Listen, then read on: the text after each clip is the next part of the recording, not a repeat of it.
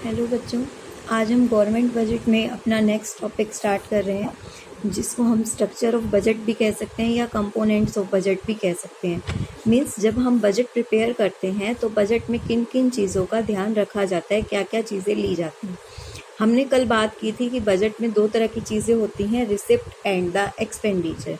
अब रिसिप्ट और एक्सपेंडिचर भी डिफरेंट नेचर की होती हैं। आपने 11th क्लास में पढ़ा था रिवेन्यू रिसिप्ट, कैपिटल रिसिप्ट, तो वो सब हम डिस्कस करने वाले हैं आज के चैप्टर में। देखिए, structure of the budget refers to the component of the budget. The budget has two component, revenue budget and the capital budget. Revenue budget में आपका क्या आएगा, revenue receipt and the revenue expenditure.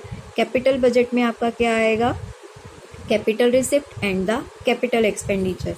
और इसको हम दूसरी तरह से भी कैटेगराइज कर सकते हैं, हम इसको नाम दे सकते हैं बजट रिसिप्ट और बजट एक्सपेंडिचर। बजट रिसिप्ट पे आपके दोनों आ जाएंगे, revenue receipt and the capital receipt, और बजट एक्सपेंडिचर में दोनों आ जाएंगे, revenue expenditure and the capital expenditure. आप इसको किसी भी तरह से कैटेगराइज कर सकते हैं।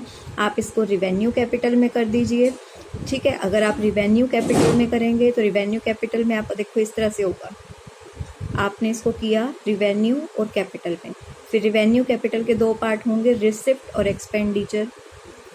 इसी तरह कैपिटल बजट के दो पार्ट होंगे, ठीक है ना, आपका कैपिटल रिसिप्ट और कैपिटल एक्सपेंडिचर। पर अगर दूसरे वे में आप करते हैं, आप रिवेन्यू और कैपिटल की जगह आप रिसिप्ट और एक्सपेंडिचर में अगर करते हैं तो इनके दो पार्ट फिर क्या बन जाएंगे, रिवेन्यू रिसिप्ट, मतलब दोनों रिसिप्ट एक साथ ले लो, और कैपिटल रिसिप्ट। और यहाँ पे आपका एक्सपेंडिचर में क्या रहेगा, कैपिटल एक्सपेंडिचर और रिवेन्यू एक्सपेंडिचर, मतलब दोनों खर्चे एक साथ ले लिए। तो ग्राफ आप किसी भी तरह से बना सकते हो, एक्सप्लेन तो हमने सारी चीज़ें करनी है।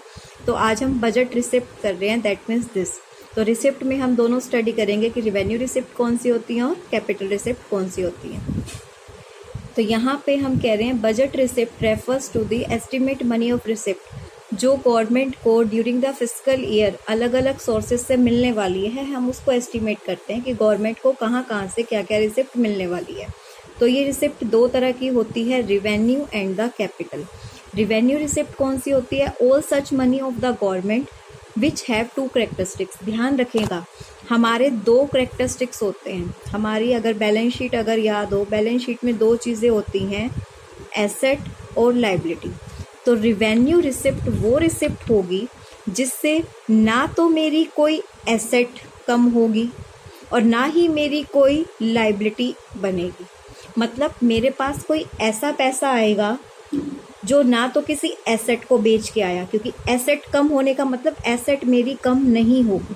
देखो, रिसिप्ट का मतलब क्या है कि पैसा दो तरीक़ों से आ सकता है, किसी भी उसके लिए पैसा दो तरीक़ों से आ सकता है, या तो अपनी एसेट को बेच दो या किसी से लोन वगैरह लेके लाइबिलिटी क्रिएट कर लो।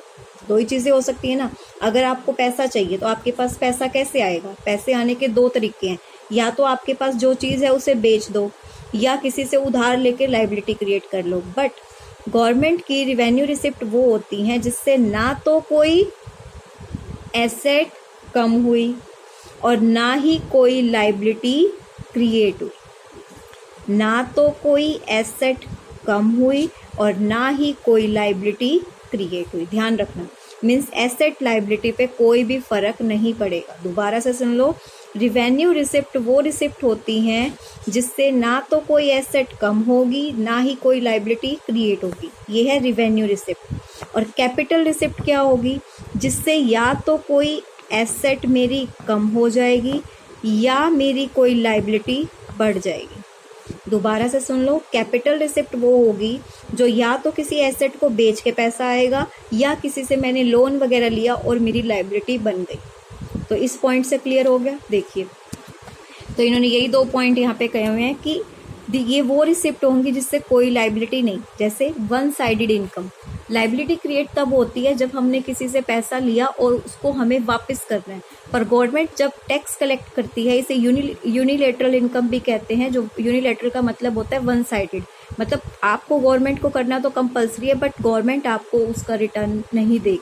आपको टैक्स, आपने एक टैक्स पे करा, वो क्या है, वन साइडेड। दूसरा, आपकी इन्होंने कहा कोई भी एसेट कम नहीं होगी।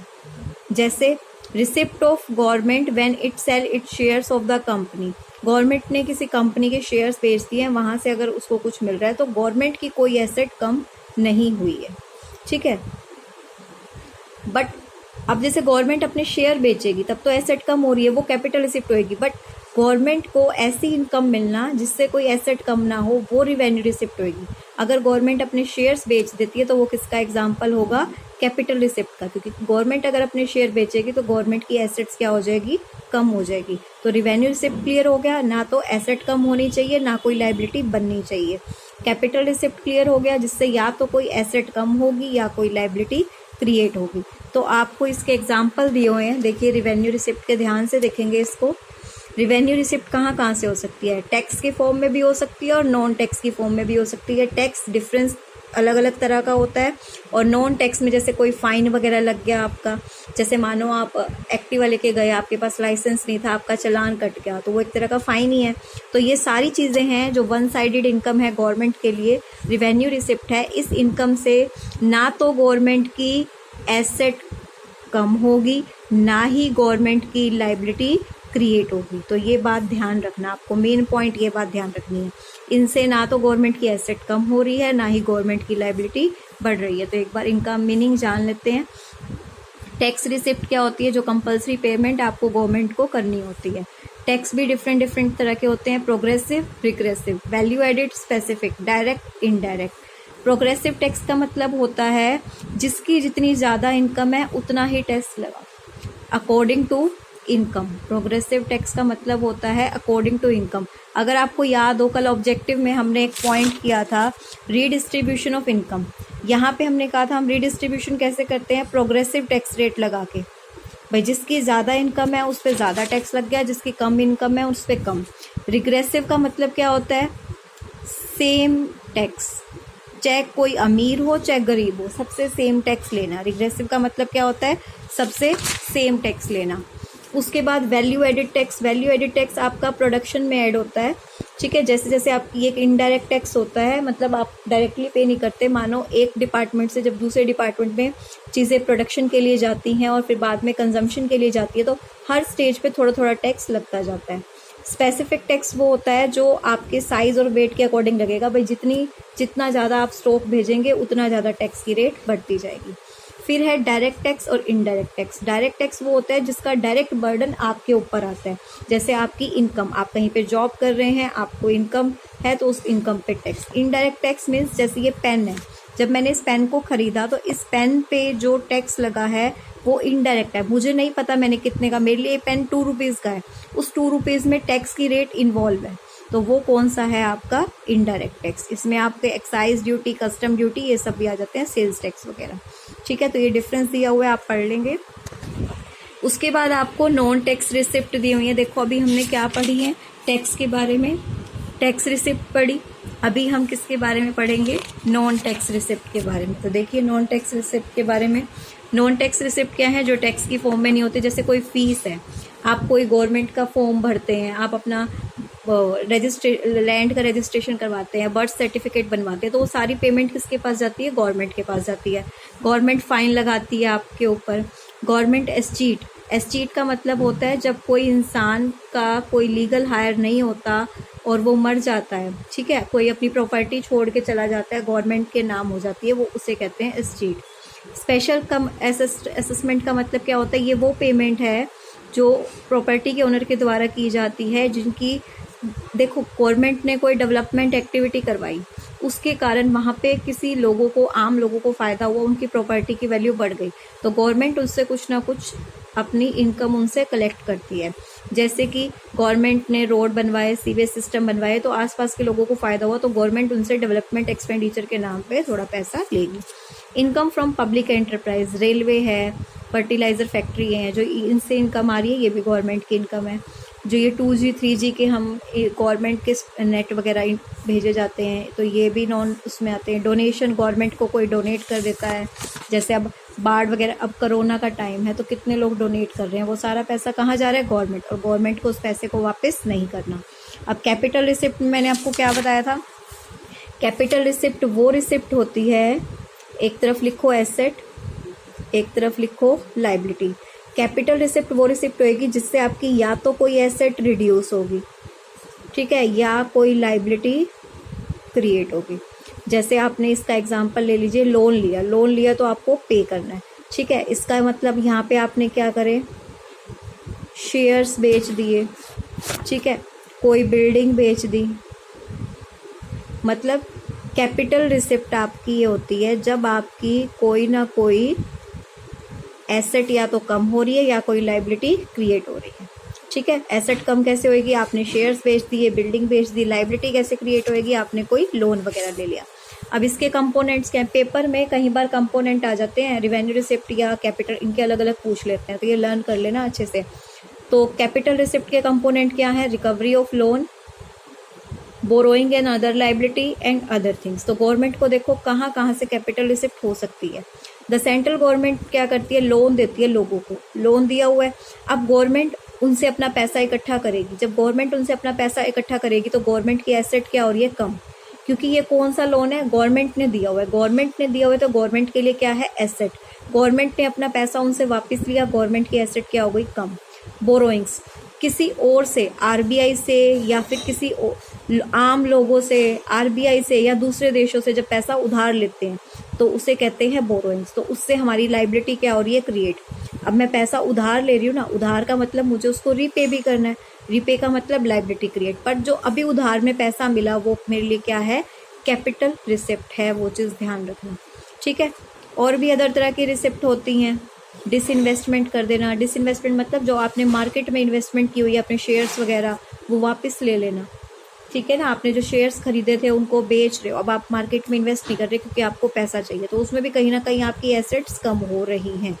तो कैपिटल रिसिप्ट क्लियर हो गया, जब आपकी कोई एसेट कम हो या कोई आपकी लाइबिलिटी क्या हो, इंक्रीज हो, वो आपकी कैपिटल रिसिप्ट होती है। उसके बाद एक्सपेंडिचर स्टडी करते हैं हम। एक्सपेंडिचर आपका क्या है, बजट एक्सपेंडिचर दो तरह का होता है, रिवेन्यू एक्सपेंडिचर और कैपिटल एक्सपेंडिचर। यहाँ भी आपका सेम कंसेप्ट है, एसेट और लाइबिलिटी। सबसे पहले मैं आपको रिवेन्यू समझा रही हूँ। रिवेन्यू एक्सपेंडिचर देखो, खर्चा करा मैंने, खर्चा करने से क्या होगा, या तो मेरी कोई एसेट बढ़ेगी, खर्चा करने का मतलब यही होता है ना कि या तो मेरी कोई चीज़ मेरे पास आएगी या मेरी कोई लाइबिलिटी कम होगी। खर्चा करने का मतलब क्या होता है, या तो मेरी कोई एसेट मैंने बनाई, खर्चा करने का मतलब मार्केट में पैसा लगाया, सपोज करो बिल्डिंग खरीदी तो बिल्डिंग एसेट बन गई। खर्चा करने का मतलब किसी से लोन ले रखा था, मैंने पे कर दिया तो लाइबिलिटी कम हो गई। बट रिवेन्यू एक्सपेंडिचर कहते हैं, गवर्नमेंट कहती है रिवेन्यू एक्सपेंडिचर हमारे लिए वो खर्चे हैं जो हम कर तो रहे हैं पर ना तो उससे कोई मेरी एसेट क्रिएट हो रही, बढ़ रही है, ना ही उससे मेरी कोई लाइबिलिटी कम हो रही है। दैट मीन्स ये भी वन साइडेड खर्चे होते हैं। ये नहीं कि गवर्नमेंट को सिर्फ वन साइडेड इनकम होती है, गवर्नमेंट को वन साइडेड खर्चे भी करने पड़ते हैं। जैसे जो गरीब लोगों को खाना देते हैं, ठीक है, ओल्ड एज पेंशन लोगों को दी जाती है, क्या उस पेंशन के बदले जो गरीब बूढ़े बुजुर्ग लोग हैं, जब गवर्नमेंट उनको पेंशन देती है तो क्या वो लोग कुछ वापस देते हैं, नहीं ना। तो रिवेन्यू एक्सपेंडिचर वो खर्चा होगा जिससे ना तो मेरी कोई एसेट बढ़ रही है और ना ही मेरी कोई लाइबिलिटी कम हो रही है। अच्छे से समझना है इस चीज़ को। तो इसका एग्जांपल इन्होंने देखो क्या दिया कि हम कोई ओल्ड एज पेंशन दे रहे हैं, सैलरी दे रहे हैं, स्कॉलरशिप दे रहे हैं, तो ये सारे क्या हैं, ऐसे खर्चे हैं जिसकी वजह से गवर्नमेंट की कोई भी एसेट नहीं बढ़ रही है, ठीक है। और गवर्नमेंट कोई बाढ़ वगैरह आ जाती है, उस टाइम पे कोई पैसा दे रही है तो उससे कोई लाइबिलिटी भी कम नहीं हो रही है, तो ये बात ध्यान रखेंगे, ठीक है। फिर इसके एग्जाम्पल इन्होंने दिए हुए हैं, आपको कुछ एग्जाम्पल याद रखने होंगे। ये wage bill payment, interest payment, subsidy देना, डिफेंस के लिए कुछ परचेज करना, क्लियर है। कैपिटल एक्सपेंडिचर मैं आपको अभी बता चुकी हूँ। कैपिटल एक्सपेंडिचर मीन्स हमने पैसा ऐसी जगह लगाया है, या तो मेरी एसेट बढ़ेगी, या तो मेरी एसेट बढ़ेगी या मेरी कोई लाइबिलिटी क्या होगी, कम। इसके एग्जांपल मैं आपको देती हूँ। इसमें आपने परचेज़ करे शेयर्स, इसने आपने परचेज़ करी बिल्डिंग, वहाँ सेल किया था, यहाँ पे क्या है, परचेज़। इसमें आपका क्या, वहाँ लोन लिया था, यहाँ आप क्या कर रहे हो, रीपे ऑफ लोन, आपने किसी के लोन की पेमेंट वापस कर दी है जिससे आपकी लाइबिलिटी क्या हो रही है, कम। दोबारा से देख लो, कैपिटल एक्सपेंडिचर वो एक्सपेंडिचर होते हैं जब आपकी कोई एसेट या तो इंक्रीज हो रही होगी या आपकी कोई लाइबिलिटी डिक्रीज हो रही होगी। एसेट इंक्रीज होने का मतलब कुछ खरीदा है आपने, और लाइबिलिटी डिक्रीज होने का मतलब किसी की पेमेंट की है आपने। तो देखिए इसके कंपोनेंट्स, इसके कुछ एक्सपेंडिचर दिए हुए हैं कि आपने कोई लैंड या बिल्डिंग खरीदी, ठीक है, आपने कोई मशीनरी या इक्विपमेंट बनाया, कोई शेयर्स खरीदे, loan by central government to the state government, ठीक है, आपने सेंट्रल गवर्नमेंट हो आपने स्टेट गवर्नमेंट को लोन दिया है या तो कुछ इस तरह का खर्चा किया है, पर आपकी एसेट है क्योंकि स्टेट गवर्नमेंट आपको वो पैसा रीपे करेगी। उसके बाद यहाँ तक हो गया। फिर आपका आता है plan and non plan expenditure. Plan expenditure वो एक्सपेंडिचर होते हैं जो हम प्लान करके चलते हैं, मतलब मुझे पता है कि आने वाले टाइम में ये चीज़ें पॉसिबल हैं, हो सकती हैं। पर नॉन प्लान एक्सपेंडिचर जिनका हमें कोई भी अंदाज़ा ना हो, एकदम से जो हमारे ऊपर आ जाए, लाइक डिफेंस है, एकदम से कोई वार, अब जैसे चाइना वार छेड़ रहा है तो हमें नहीं पता था उस खर्चे के बारे में, अब हमें उस पैसे को कहीं ना कहीं से निकाल के एडजस्ट करना होगा, वार के लिए खुद को प्रिपेयर करना होगा। तो टोटल गवर्नमेंट एक्सपेंडिचर को आप दो पार्ट में बांट कर सकते हो, revenue expenditure, capital expenditure, plan expenditure और नॉन प्लान एक्सपेंडिचर। इसमें इन्होंने आपको क्या बोला है, देखिए एक बात ध्यान से, इन्होंने कहा है इसमें आपका रिवेन्यू एक्सपेंडिचर और कैपिटल एक्सपेंडिचर दोनों आते हैं। प्लान एक्सपेंडिचर में रिवेन्यू और कैपिटल एक्सपेंडिचर दोनों आते हैं, वो चीज़ ध्यान रखना। और इसमें आपका क्या कह रखा है इन्होंने, नॉन प्लान एक्सपेंडिचर में भी आपके रिवेन्यू और कैपिटल दोनों आते हैं, मतलब प्लान एक्सपेंडिचर रिवेन्यू नेचर के भी हो सकते हैं और कैपिटल नेचर के भी हो सकते हैं, इसी तरह नॉन प्लान भी रिवेन्यू और कैपिटल दोनों तरह के हो सकते हैं। तो ये आज हमने सारा स्टडी किया है structure of A government budget. इसको ध्यान से देखेंगे, structure of A government budget में हमने क्या क्या पढ़ा है, ध्यान से देखेंगे। स्ट्रक्चर, कंपोनेंट, अगर आपके पास पेपर में आते हैं कंपोनेंट अगर रिसिप्ट के पूछें तो आपको ये 5 पॉइंट एक्सप्लेन करने हैं, एक्सपेंडिचर के पूछें तो आप ये एक्सप्लेन करेंगे, ठीक है। तो ये आपका डिफरेंस दिया हुआ है जो कि आपको खुद पढ़ना है, क्योंकि मैं आपको बहुत अच्छे से समझा चुकी हूँ, revenue receipt and the capital receipt, revenue expenditure and the capital expenditure, उसके बाद revenue budget and the capital budget. यहाँ तक आपको खुद करना है। नेक्स्ट क्लास में हम अपना अगला टॉपिक करेंगे स्टार्ट। Thank you.